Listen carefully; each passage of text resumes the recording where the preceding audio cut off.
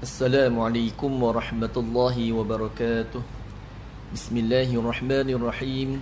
Alhamdulillahi rabbil alamin. Wassalatu wassalamu ala rasulillahi sallallahu alaihi wasallam. Qala Allah ta'ala wa ta'awanu 'alal birri wattaqwa wa la ta'awanu 'alal ithmi wal 'udwan. Wa qala Rasulullah sallallahu alaihi wasallam Innamal a'malu binniyat wa innama likulli imrin ma nawa. Uzakirukum wa uzakiru nafsi bi ikhlasi niyyati lillahi subhanahu wa ta'ala. Kita memohon kepada Allah subhanahu wa ta'ala supaya Allah subhanahu wa ta'ala mengurniakan kepada kita semua niat yang ikhlas di dalam menuntut ilmu agama. Mudah-mudahan kita mendapat kebaikan, manfaat dan kefahaman daripada Allah subhanahu wa ta'ala. Lillahi ta'ala. Juga di dalam satu hadis Nabi sallallahu alaihi wasallam bersabda, "Man lam yashkurin nasa lam yashkurillah." Hadis ini mafhumnya tidak mensyukuri nikmat Allah Subhanahu wa taala, mereka yang tidak berterima kasih kepada manusia. Maka bersempena beramal dengan hadis ini, saya mengucapkan terima kasih kepada pihak surau kerana mengadakan majlis kita pada malam ini. Juga terima kasih kepada jemaah yang sudi untuk meluangkan masa untuk sama-sama kita ambil manfaat daripada perkongsian ilmu yang kita adakan pada malam ini. InsyaAllah pada malam ini kita akan bicarakan apa yang terdapat dalam kitab Salat At-Taufiq.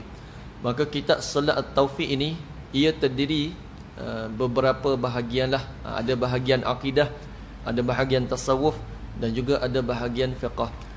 Tapi kita akan sebut satu bahagian daripada bahagian tasawuf, yang mana dalam bahagian tasawuf ini akan dibicarakan tentang hati terlebih dahulu.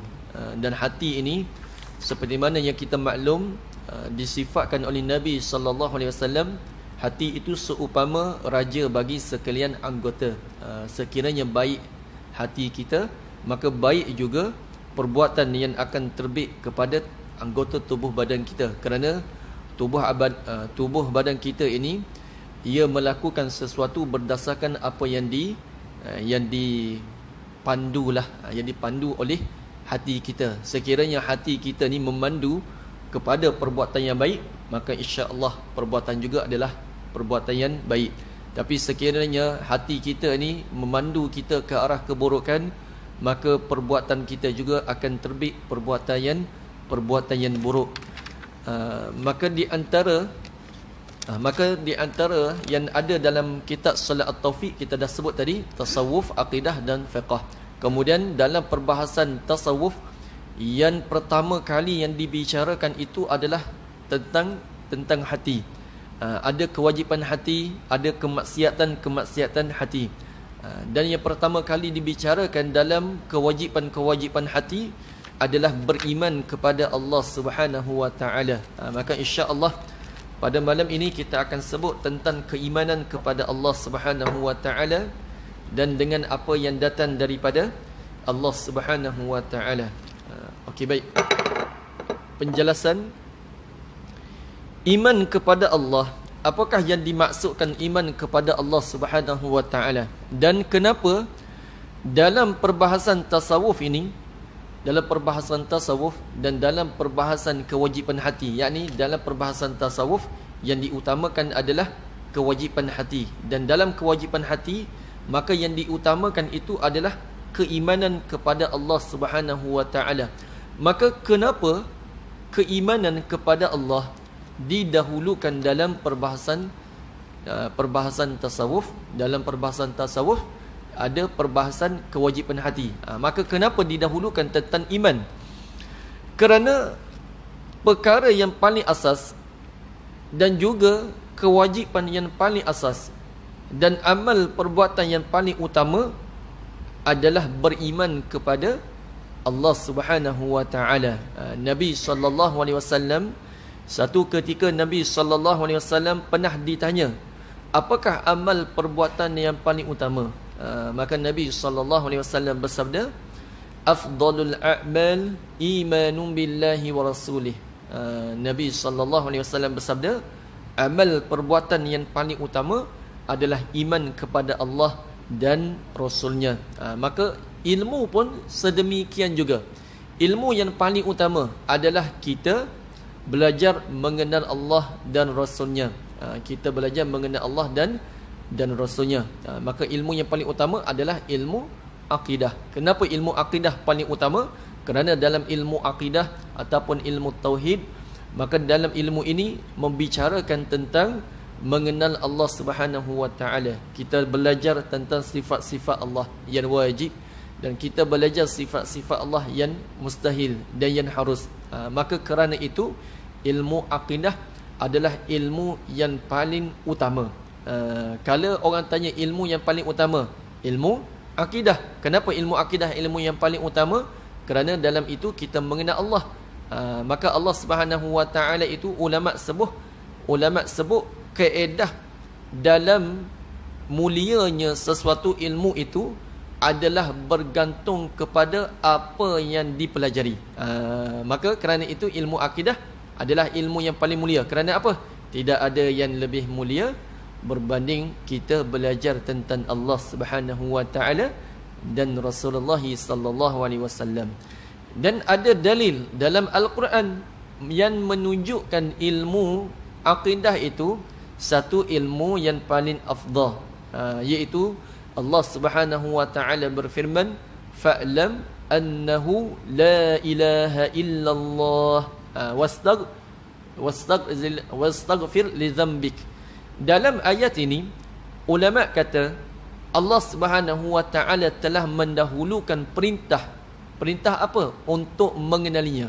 Kerana Allah Subhanahu wa taala berfirman, fa'lam, ketahuilah tidak ada Tuhan yang berhak disembah melainkan Allah Subhanahu wa taala. Maka kerana ayat ini Allah taala telah mendahulukan perintah untuk mengenalinya terlebih dahulu berbanding perintah untuk mengucapkan istighfar, maka ulama seperti Al-Imam Murazi beliau menjadikan dalil bahawasanya ayat ini menunjukkan tentang kelebihan ataupun keutamaan ilmu akidah berbanding ilmu-ilmu yang lain.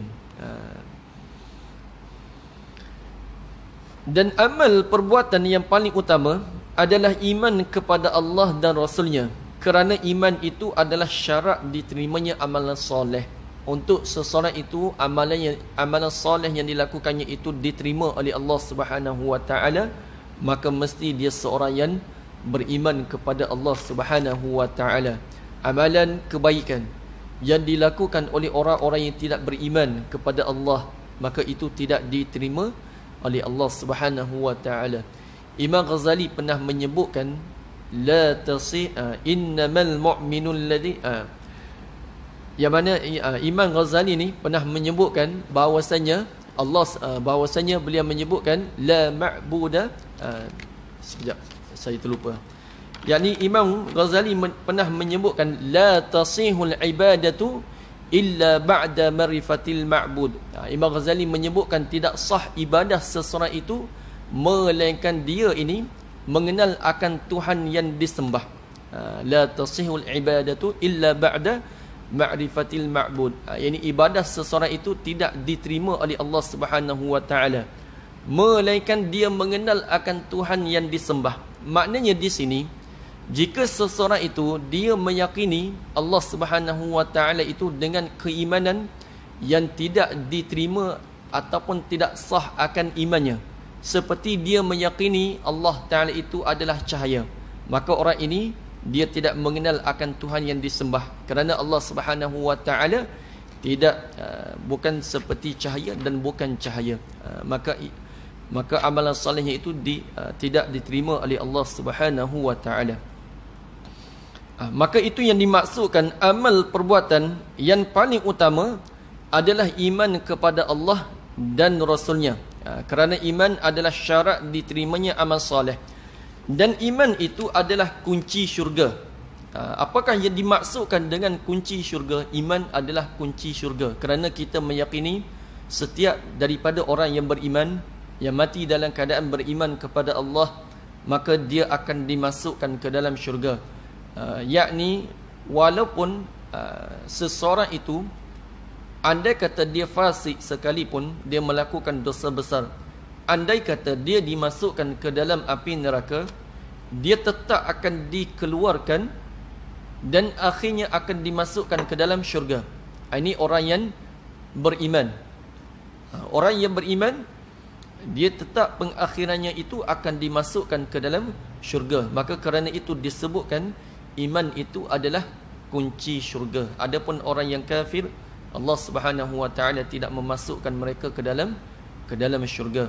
Dan penyelamat dari kekal dalam neraka ini pun kita sebut dah, orang yang walaupun fasik sekalipun, dan seandainya Allah Subhanahu wa taala tidak mengampuni dosanya dan dimasukkan ke dalam api neraka, tapi dia tidak akan kekal, dia akan dikeluarkan. Dan ini warid di dalam hadis Nabi sallallahu alaihi wasallam bersabda, yakhruju minan nari man qala la ilaha illallah wa fi qalbihi waznu dzarratin min iman. Akan keluar dari neraka orang yang mengatakan tidak ada yang berhak disembah kecuali Allah, walaupun dalam hatinya itu terdapat keimanan seberat zarrah. Yani Allah Subhanahu wa taala akan mengeluarkan orang yang walaupun ada dalam hatinya keimanan seberat zarrah. Maka ini yang kita sebutkan yang dimaksudkan penyelamat dari kekal dalam api neraka.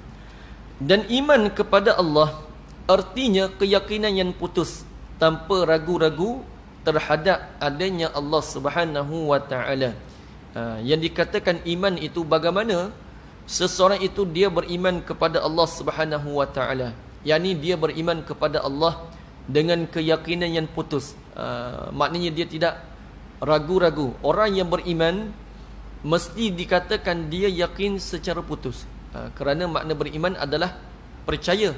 Kalau seseorang itu dia ragu-ragu, maknanya dia tidak percaya kepada Allah Subhanahu wa taala. Dan ini seperti mana yang disebutkan dalam Al-Quran, Allah Subhanahu wa taala berfirman, innamal mu'minuna alladhina amanu billahi wa rasulihi thumma lam yartabu. Allah Subhanahu wa taala berfirman, sesungguhnya orang-orang yang beriman adalah yang beriman kepada Allah dan dia beriman kepada Rasulnya, kemudian dia tidak ragu-ragu dengan apa yang dia imani. Ini orang yang beriman.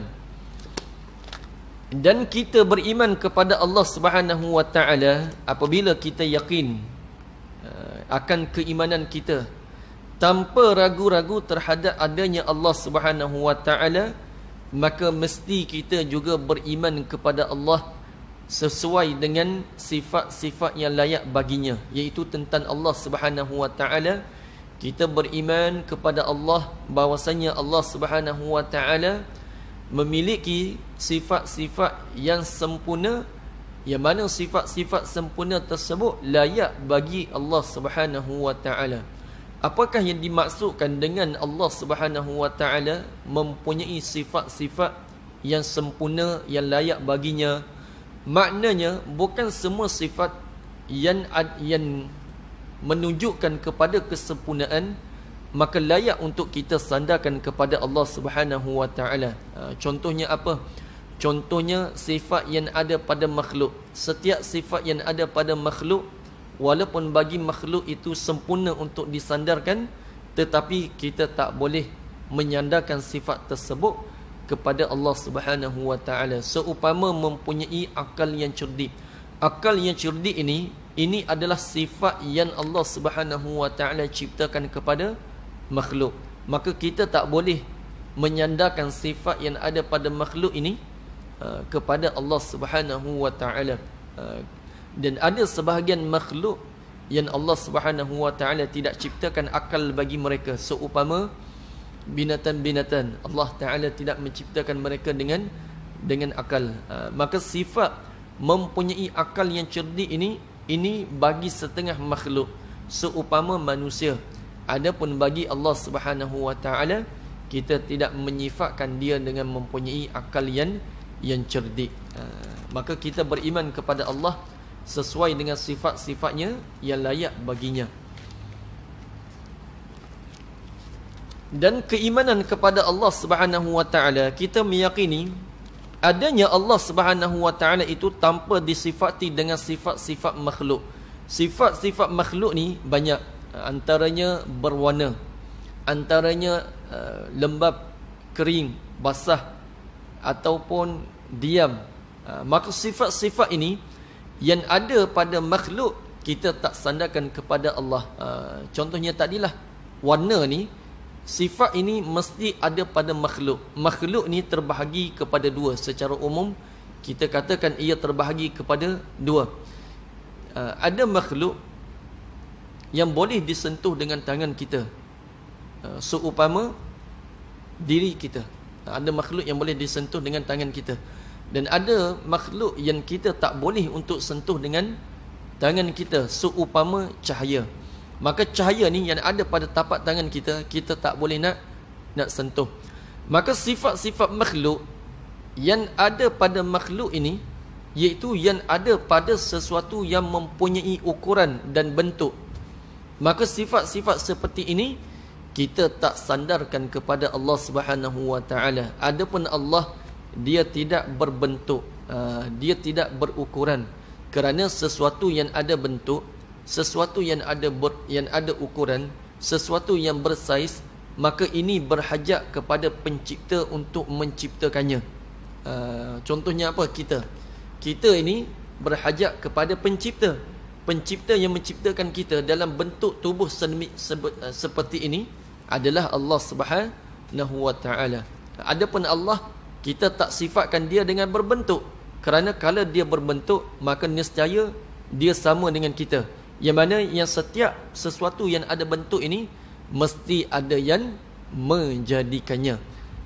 Maka sifat yang ada pada makhluk seumpama sifat yang kita boleh ketahui, berwarna, gerak, diam, ada saiz, ada ukuran, ada bentuk. Maka kesemua sifat-sifat ini kita tak sandarkan kepada Allah. Bahkan wajib kita meyakini Allah Subhanahu wa taala dia tidak sama dengan sesuatu. Maka Allah Subhanahu wa taala berfirman, laisa kamitslihi syai', dia tak sama dengan sesuatu. Walam yakul lahu kufuwan ahad, Allah Subhanahu wa taala tidak ada yang sebanding dengannya. Dan kita meyakini bahawasanya Allah Subhanahu wa taala dia tidak ada bentuk, dia tidak ada ukuran. Dan ini bukan kekurangan bagi hak Allah Subhanahu wa taala. Ini bukan kekurangan bagi hak Allah Subhanahu wa taala, tetapi kita kata maha suci Allah Subhanahu wa taala daripada menyerupai sekalian makhluknya. Dan Allah Subhanahu wa taala wujudnya tanpa bertempat. Ini wajib kita yakin Allah Subhanahu wa taala dia telah wujud sebelum dia menciptakan tempat. Maka setelah dia menciptakan tempat, setelah dia menciptakan alam, dia tetap wujud tanpa bertempat juga. Kerana ini adalah akidah yang telah disepakati oleh para ulama.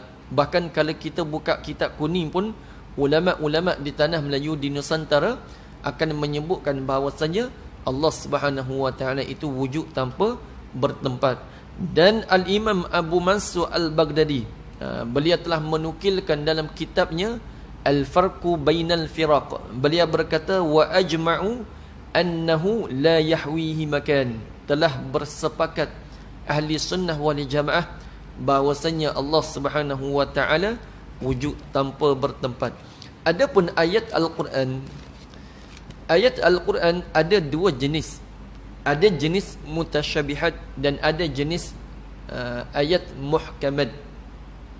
Maka ayat mutasyabihat, yang mana zahir ayat tersebut adalah bukan makna yang dikehendaki, dan ia mempunyai lebih daripada satu makna. Ini ayat mutasyabihat.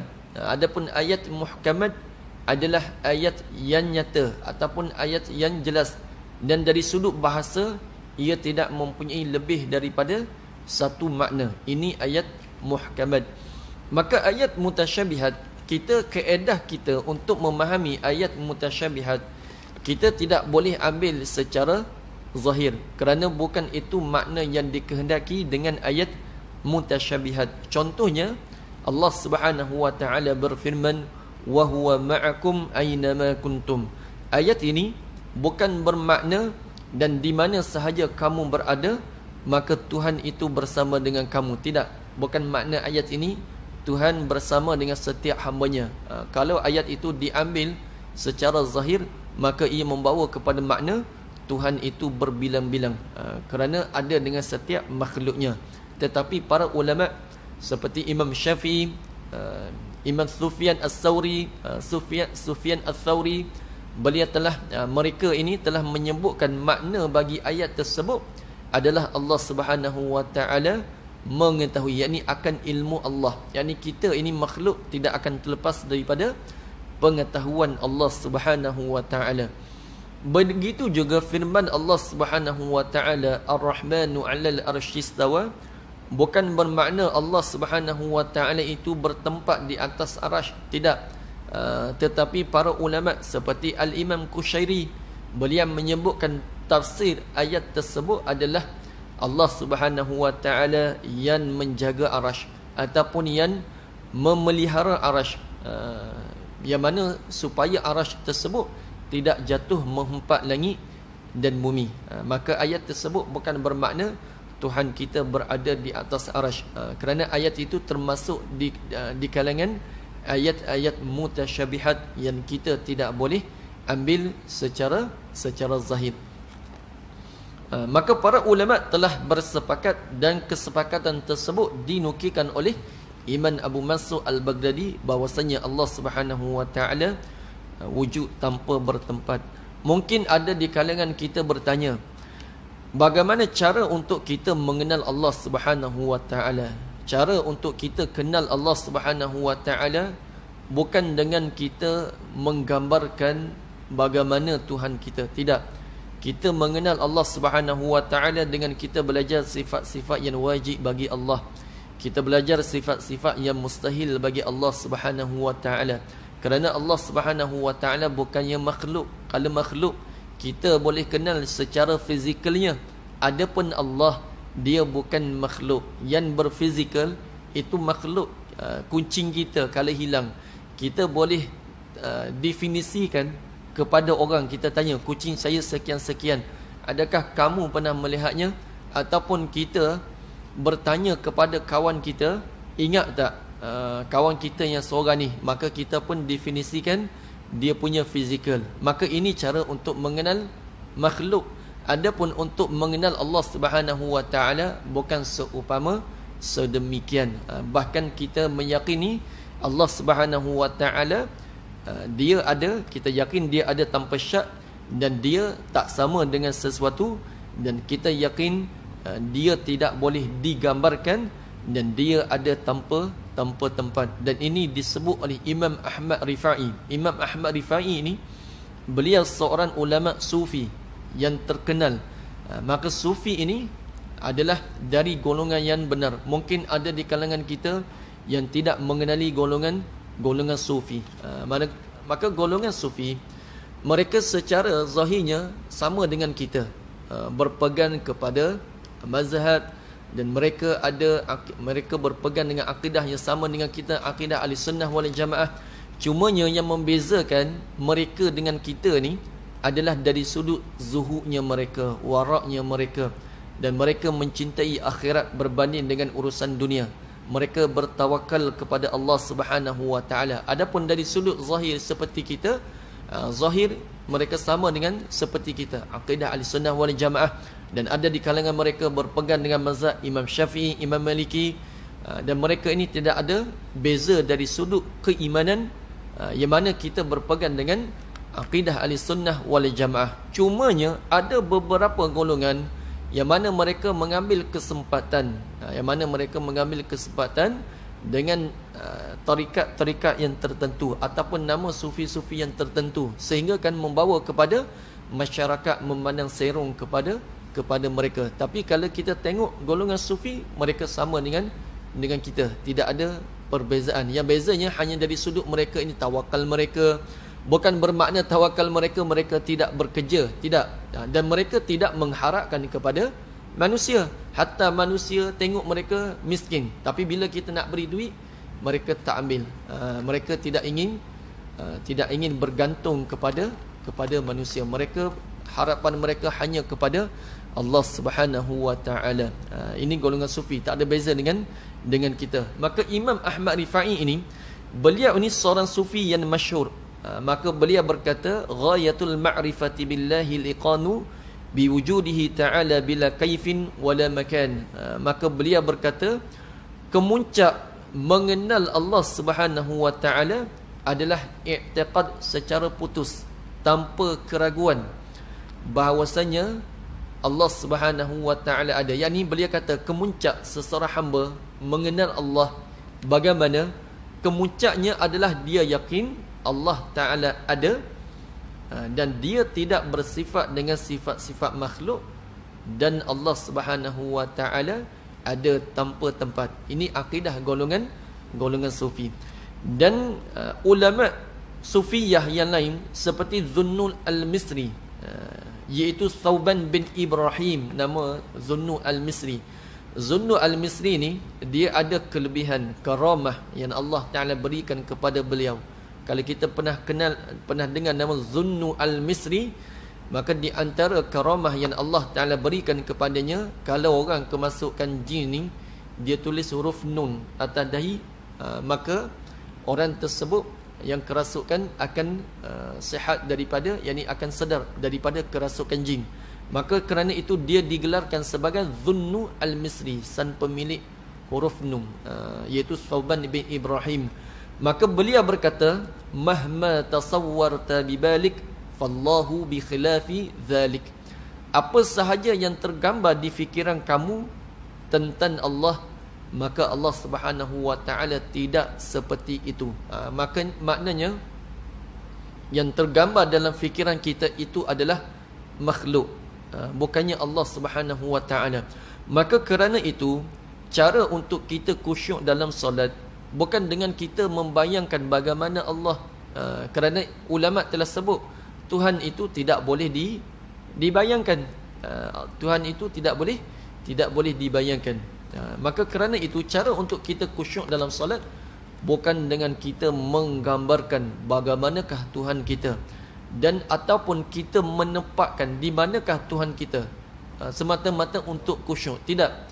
Bukan bermakna kita boleh gambarkan Tuhan itu ada di hadapan kita dalam rupa bentuk yang tertentu. Tidak. Kerana ulama telah sebut apa sahaja yang tergambar di dalam fikiran kamu, maka Allah Subhanahu wa taala tidak seperti itu. Dan ini adalah berdasarkan juga kepada hadis Nabi sallallahu alaihi wasallam, hadis yang diriwayatkan oleh Ad-Daruqutni. Nabi sallallahu alaihi wasallam bersabda, la fikrata fir rabb. Janganlah kalian berfikir tentang zat Tuhan kalian. Ini larangan daripada Nabi kita Nabi Muhammad sallallahu alaihi wasallam. Seseorang itu dia tidak boleh membayangkan bagaimanakah Tuhan kita. Kemudian Ibnu Abbas radhiyallahu anhu berkata, tafakkaru fi khalqillah wa la tafakkaru fi dzatillah. Maka Ibnu Abbas ini beliau pernah berkata, berfikirlah kalian tentang makhluk Allah, tapi jangan kalian berfikir tentang zat Allah Subhanahu wa taala.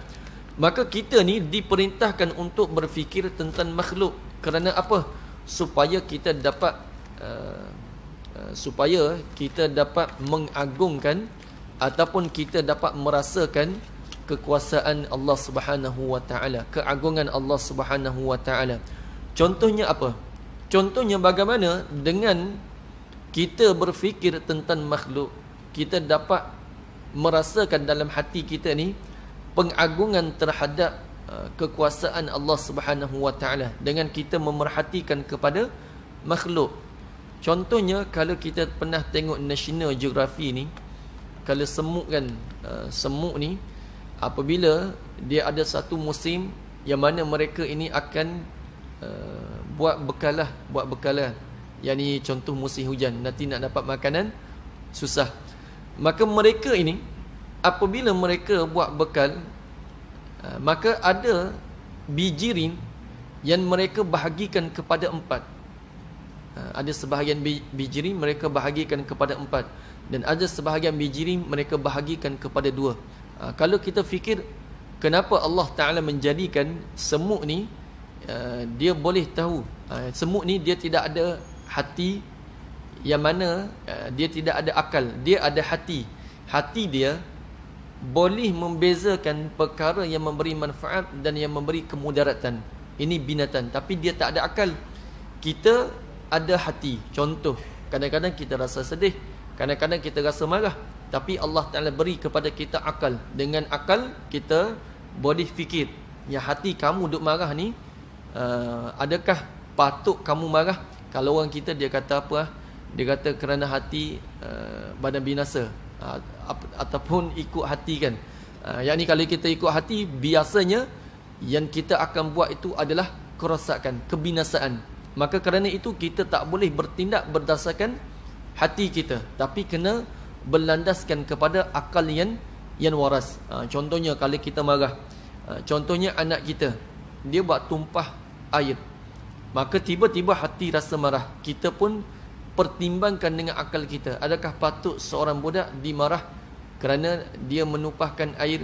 Yakni dia bukan buat satu kesalahan yang sepatutnya, yakni ada kesalahan yang patut kita tegur, tapi sekadar tumpahkan air, mungkin dia tersilatkan.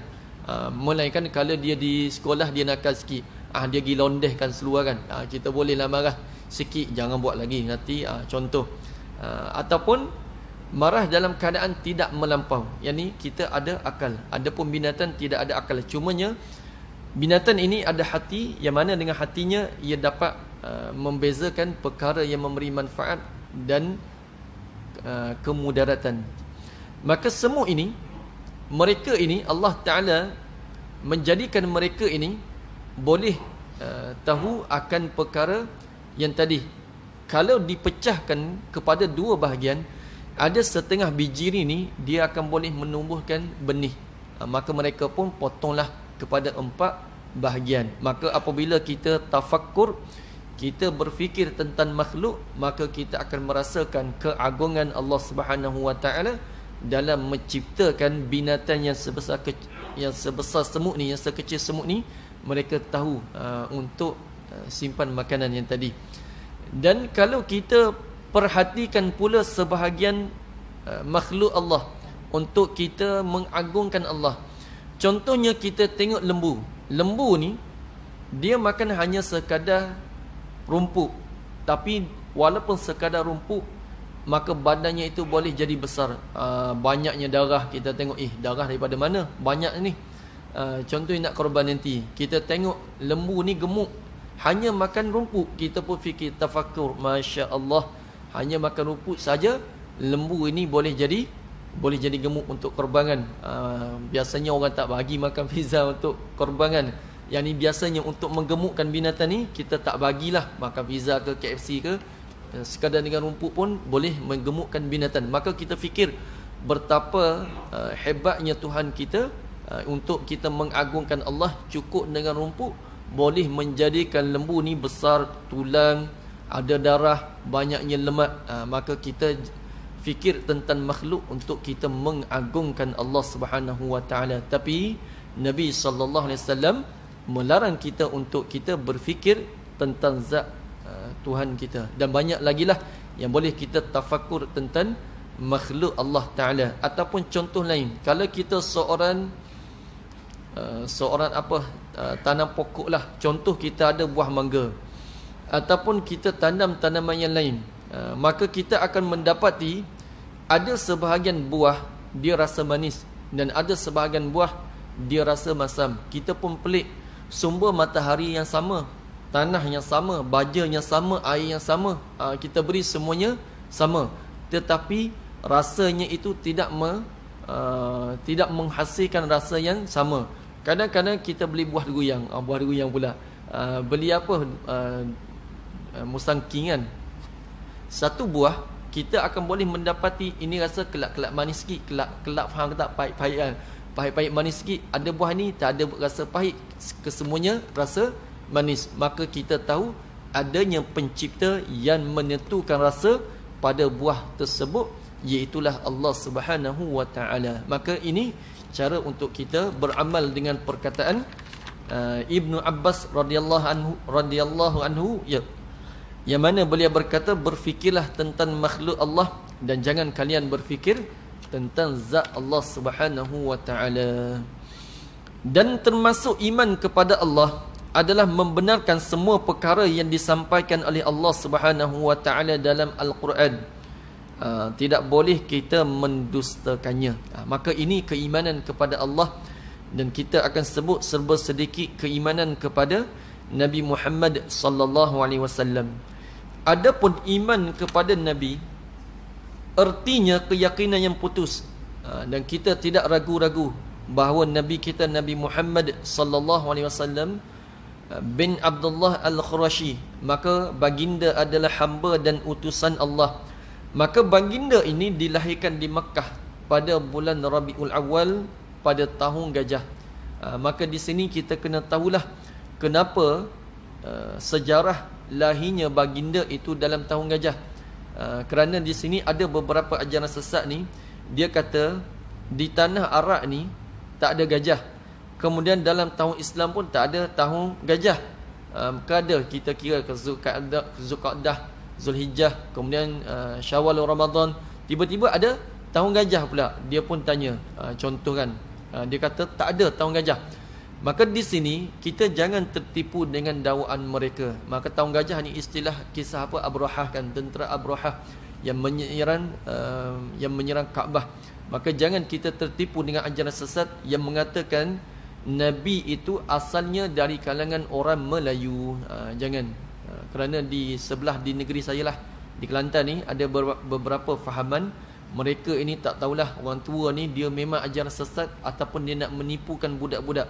Budak-budak apabila mereka mendengar kisah seperti ini, maka mereka ada sebahagian mereka ni rasa takjub. Oh, ilmu baru ni, saya baru dengar Rasulullah rupanya orang Melayu. Tidak, Nabi sallallahu alaihi wasallam wajib kita meyakini baginda adalah dilahirkan di Mekah, bukannya di kalangan orang Melayu, adalah di kalangan orang Arab. Dan kita pun kena berhati-hati juga. Sebahagian manusia ini bila mereka melihat orang Arab ada yang sifatnya buruk, maka mereka mencela bangsa Arab. Jangan, kita tak boleh mencela bangsa Arab, kerana Allah Ta'ala telah memuliakan bangsa Arab dengan bangsa Arab dipilih untuk dilantik menjadi seorang Nabi.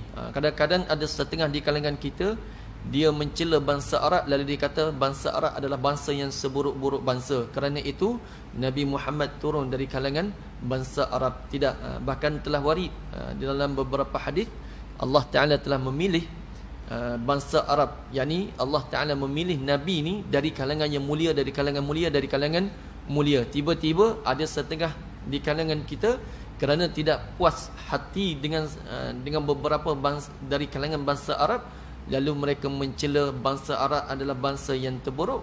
Kerana itu diturunkan Nabi dari kalangan mereka. Maka kita tak kata sedemikian. Contoh kawan Melayu, kadang-kadang dia benci sangat bahasa Melayu. Orang Melayu sendiri ni, itulah janji Melayu. Tak semua Melayu yang janji tak tepati masa. Tak begitu. Tapi habis dia duk kata semua Melayu itu pemalas, Melayu itu janji tak tepati. Padahal ada je Melayu yang tepati masa. Yang tak tepati masa tu itu masalah peribadi. Bukan 90% Melayu tu dikenali sebagai bangsa yang tak menepati janji. Tidak. Maka kerana itu kita kata Nabi itu bangsa yang mulia, dan Nabi sallallahu alaihi wasallam bukan di kalangan orang Melayu. Dan kalau mereka guna istilah tahun gajah, maka kita kata belajar sejarah baliklah. Kenapa tahun gajah tu dinamakan tahun gajah? Bukan maknanya bangsa Arab tak ada di tanah Arab memanglah tak ada gajah, tapi asalnya kerana peristiwa tentera Abrahah. Maka insya-Allah kita sambung sedikit dan kita habiskan tentang keimanan kepada kita azan dahulu, kemudian kita habiskan setelah azan sedikit tentang keimanan kepada Rasulullah sallallahu alaihi wasallam.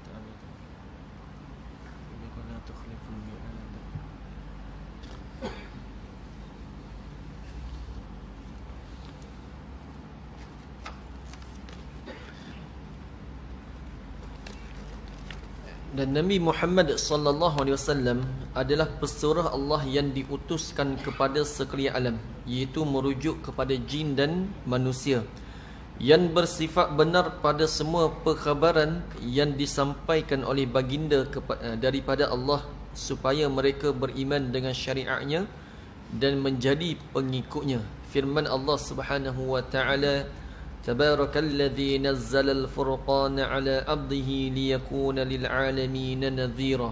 Yani maha suci Allah yang telah menurunkan Al-Furqan kepada hambanya agar ia menjadi pemberi peringatan kepada seluruh alam, iaitu merujuk kepada jin dan manusia.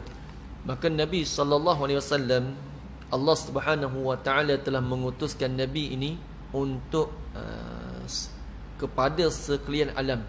Maka yang dimaksudkan dengan sekalian alam di sini merujuk kepada jin dan manusia sahaja. Contoh kalau kita baca Alhamdulillahi Rabbil Alamin, maka alamin dalam surah Al-Fatihah ini berbeza dengan surah Al-Furqan yang kita bacakan tadi, lil alamin, iaitu Al-Quran diturunkan kepada alamin. Dalam ayat ini merujuk kepada jin dan manusia sahaja. Kalau Alhamdulillahi Rabbil Alamin, maka itu sekalian alam. Selain daripada Allah kita namakan alam, tapi alamin dalam surah Al-Furqan walaupun dikatakan kepada seluruh alam, tapi yang dimaksudkan di situ adalah jin dan manusia. Kalau orang tanya, adakah malaikat ini tidak termasuk, maka malaikat ini ada beberapa perbahasan. Cumanya kita nak sebut Al-Quran tidak diturunkan sebagai pemberi peringatan seumpama diturunkan kepada jin dan manusia. Kerana Al-Quran, kerana malaikat ini mereka tidak pernah melakukan kemaksiatan. Kerana itu malaikat tidak berhajat kepada Al-Quran supaya menjadi pemberi peringatan kepada mereka. Kerana malaikat ini, kesemua di kalangan mereka ini adalah makhluk yang taat kepada Allah Subhanahu wa taala. Seperti mana dalam surah Al-Tahrim ayat ke-6 Allah Subhanahu wa taala berfirman, la ya'sunallaha ma amarahum wa yaf'aluna ma yu'marun. Malaikat itu, kesemua mereka itu tidak pernah derhaka kepada Allah, dan mereka itu melaksanakan perintah Allah Subhanahu wa taala. Adapun yang derhaka kepada Allah itu adalah Azazil, iaitu iblis. Dan iblis ini seperti mana yang maklum dalam Al-Quran, iblis adalah dari kalangan jin. Kana minal jin, yakni surah Al-Kahfi, kita baca esok, surah ke berapa saya tak ingat, nanti tengok balik esok, nanti kita akan jumpa perkataan kana minal jin. Maka ayat ini menerangkan bahawasanya iblis itu dari kalangan jin. Dan iblis apabila dia menyombongkan dirinya, dia bongkak, dia tak nak ikut perintah Allah, maka dia sendiri mengatakan qala ana khairu minhu khalaqtani min nar, yakni dia mengatakan dia itu diciptakan daripada api. Maka ayat-ayat dalam Al-Quran menjelaskan bahawasanya iblis itu dari kalangan jin, dan juga iblis itu seperti mana yang kita maklum, ia diciptakan daripada api. Dan dalam ayat Al-Quran iblis sendiri mengaku dia diciptakan daripada api. Maka di sini kita tak terimalah dakwaan yang mengatakan ada di kalangan malaikat yang derhaka kepada Allah, kerana ini membawa kepada kerosakan dalam agama kita. Kerana kalau kita belajar tentang Syiah ni, Syiah juga mendakwa Jibril itu tersalah, yakni buat kesilapan. Kan Jibril, kan Syiah ni mendakwa Jibril itu tersilap turun wahyu kepada Ali. Sepatutnya turun wahyu kepada yakni sepatutnya wahyu itu turun kepada Ali, tapi tersilap turun kepada Nabi Muhammad sallallahu alaihi wasallam. Maka dakwaan seperti ini kita tak terimalah. Kita kata malaikat, kesemua mereka makhluk yang taat dan mereka tidak buat salah seperti mana yang diyakini oleh golongan Syiah. Maka kita kata yang derhaka itu adalah iblis, bukannya malaikat. Dan di sini kita juga kena berwaspada juga dengan kisah Harut dan Marut. Yang orang kata cerita karut marut. Cerita karut marut. Jadi Harut dan Marut ini kisah yang sebetulnya mereka ini diturunkan oleh Allah setelah kewafatan Nabi Sulaiman untuk mengajarkan perbezaan sihir, dengan mukjizat kepada manusia. Dan Harut Marut mewaspadai manusia jangan beramal dengan sihir. Maka ada beberapa kisah Karut Marut ni, mereka mendakwa Harut dan Marut telah diturunkan di dunia ini dalam keadaan mereka ada syahwat, ada nafsu. Kemudian mereka melakukan zina dengan perempuan yang bernama Zuhrah, dan mereka ini dikatakan minum arak terlebih dahulu. Kemudian perempuan Zuhrah ini dikatakan mengandung. Setelah mengandung, mereka membunuh perempuan ini. Maka kisah ini kalau kita terbaca di blog ke ataupun kita terdengar, maka yakinlah kisah ini adalah kisah yang tak benar. Kerana apa? Bercanggah dengan ayat Al-Quran. Kita baca dah tadi, la ya'sunallaha ma amarahum wa yaf'aluna ma yu'marun.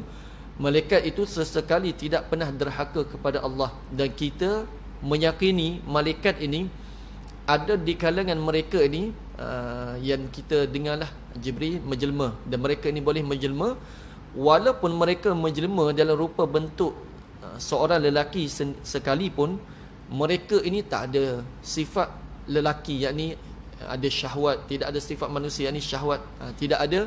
Dan tanpa alat kelamin lah, mereka hanya menyerupai dalam rupa paras seorang lelaki saja, tanpa ada alat kelamin, tanpa ada syahwat. Maka kita meyakini kisah tersebut adalah kisah dusta yang bercanggah dengan sifat para malaikat. Mereka tidak berjantina, tidak syahwat, dan mereka mustahil berlaku zina kepada mereka seperti mana yang didakwa.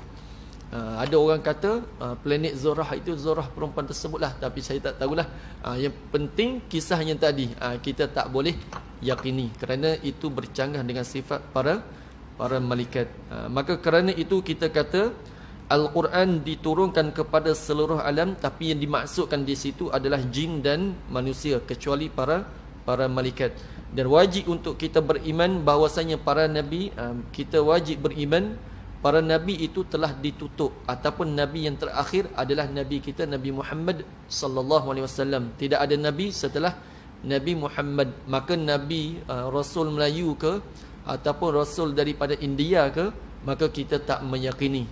Rasul daripada India pun sampai ke tanah air kita. Ada sebahagian orang Melayu, mereka meyakini rasul mereka dari kalangan orang India, maka kita tak meyakini perkara tersebut. Kita meyakini nabi kita adalah Nabi Muhammad sallallahu alaihi wasallam. Kemudian kita nak sebut yang terakhir, wajib beriman dengan perkara yang disampaikan oleh nabi, dan wajib kita meyakini nabi tak pernah tersalah dalam menyampaikan wahyu daripada Allah Subhanahu wa taala. Ini pun wajib kita yakin. Maka kalau kita jumpa dengan apa-apa dakwaan ataupun dakwaan, yakni setiap perkataan ataupun apa-apa dakwaan, jika kita jumpa yang mengatakan Nabi harus berlaku kesalahan kepada Nabi dalam menyampaikan agama, ini kita tak terima. Kalau dia guna, kan kita pernah dengar hadis Nabi ada tersalah dalam memberi pendapat. Kan kita pernah dengar kisah apa?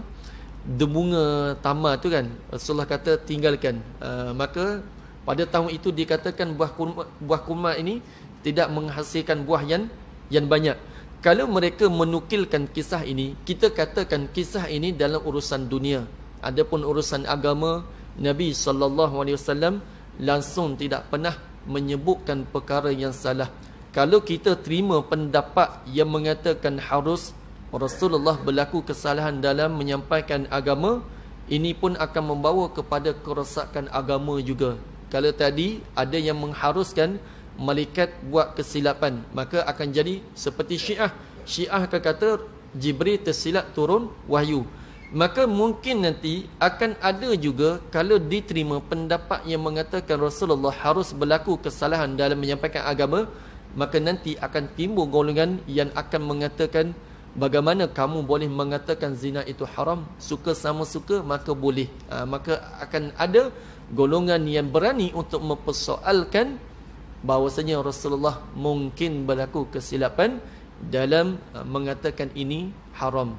Maka kerana itu kita kata Nabi SAW tidak harus berlaku kepadanya kesalahan dalam menyampaikan ilmu agama, kerana Allah Ta'ala telah berfirman, وَمَا يَنْطِقُ عَنِ الْهَوَى إِنْ هُوَ إِلَّا وَحْيٌ يُوحَى.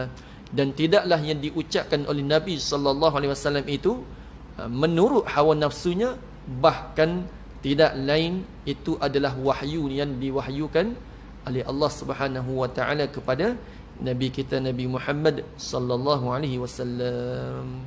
Maka ini sedikit tentang kewajipan hati yang pertama, iaitu adalah keimanan kepada Allah dan keimanan kepada Rasulullah sallallahu alaihi wasallam, dan wajib kita beriman dengan apa yang dikhabarkan oleh Nabi, yakni membenarkan apa yang disampaikan oleh Nabi sallallahu alaihi wasallam. Kemudian masih ada banyak lagi tentang kewajipan-kewajipan hati yang wajib ke atas kita untuk mempelajarinya, seperti bab ikhlas, kemudian bab redha, kemudian bab sabar, kemudian bab tawakal, dan selain daripada itu. Maka seseorang yang ingin membersihkan dirinya ataupun dia ingin membersihkan hatilah, maka perkara pertama yang dia perlu laksanakan adalah dengan dia menuntut ilmu agama. Setelah itu barulah dia memperbanyakkan amalan-amalan sunat yang lain. Tapi masa dia yang dia ada utamakan untuk dihabiskan dengan ilmu, yakni hafal ilmu. Contoh di antara dosa-dosa hati, tak boleh hasad dengki, maka dia sering ulang supaya benda itu lekat dalam hatinya dan dia dapat membuang sekiranya sifat tersebut ada pada dirinya. Kemudian barulah dia menyibukkan dengan amalan-amalan sunat yang lain. Ini cara ulama, kerana ulama telah menyebutkan masa yang paling berharga, masa yang berharga yang kita nak habiskan adalah dengan kita menuntut ilmu. Masa berharga yang kita adakan, apakah yang kita habiskan masa tersebut dengan apa? Iaitu dengan menuntut ilmu agama. Maka insya-Allah sampai sini kita tahlil 3 kali dan kita selawat ke atas Nabi sallallahu alaihi wasallam 3 kali. La ilaha illallah, la ilaha illallah.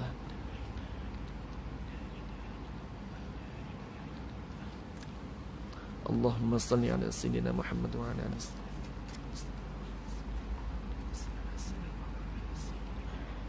Assalamualaikum warahmatullahi wabarakatuh.